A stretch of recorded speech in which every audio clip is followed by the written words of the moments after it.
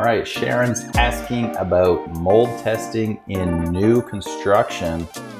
What to look for if plates show positive results? Well, if you have done Petri dishes like plate testing and it's showing a mold problem in a new home, I would be concerned because plate testing doesn't catch as much, obviously, as an ERMI.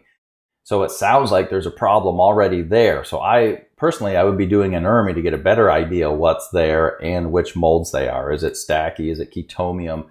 Is it Willemia, Trichoderma? Is it something we need to be really worried about? Or are these more common indoor molds that could have come in during the construction process, like Cladosporium or something that's, hopefully it's something that's not toxigenic. But that's why I do an ERMI, to find out which molds they are and their concentrations. But the truth is, some new homes do have mold, and it's so frustrating, but it does happen, and this happens for one of two reasons. I should put numbers on it. Some of the reasons are, one, builders are using moldy wood. If anybody's building a new home so that you can control it and make sure you don't have a mold problem and, you control everything around this, you need to ask your lawyer to include a moldy wood clause, and talk to the builder and say, hey, I'm mold sensitive.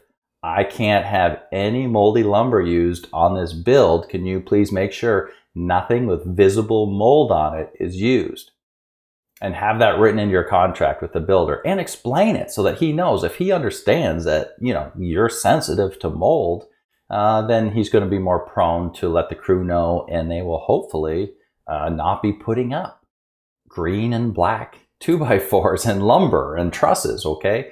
And we talked about this in another thread here somewhere, but what you can do is then hire a third-party inspector to keep an eye on the build as it's being framed. So this is someone that would come in, unless they would allow you to check. But this person would come in and check the framing as it's being done. And if they see a problem, they'd notify the crew, and that would have to be replaced. Because you don't want to spend hundreds of thousands of dollars to have mold on the lumber, which they do what to? Oh, screw drywall to it. You just screwed mold food on top of mold food, on top of growing mold. Mold can then take off, especially if you live in like Florida or something where you have all this high humidity while it's being built, then it's closed up, but HVAC isn't installed yet. You don't have a dehumidifier going. You don't have air conditioner going. It can just get this awful start right off the bat.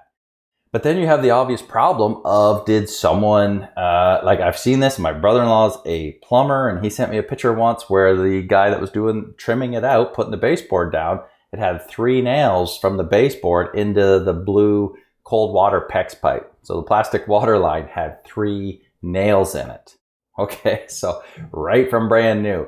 So these things happen, you can't see behind the wall when you're trimming out. So it's entirely possible that there's a water leak right off the bat. But water leaks sometimes are slow enough that you don't see what, you're not getting a big stain on the ceiling in the basement or something, right? Or you don't have a basement. So some of these things can fester quite a while before you have any sign that there's a problem. So that's where a moisture meter can be handy to try to locate a problem like that. But so if there's a mold problem in new construction, I'd get the ERMI, see if it's toxigenic mold, what the concentrations are. If there is a problem, then you have someone come in with a moisture meter, and hopefully it's something that's easily to spot with that or thermal imaging, as opposed to the structure itself was built with moldy wood. And now how do you find that? Because a moisture meter and thermal imaging isn't going to show mold when there's no water source. They look for water leaks, not mold.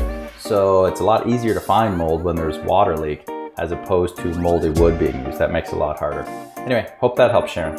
Do you have questions about mold in your home or body? Book a consultation with Matt, aka the Mold Man, to guide your home and body to the next level of healing.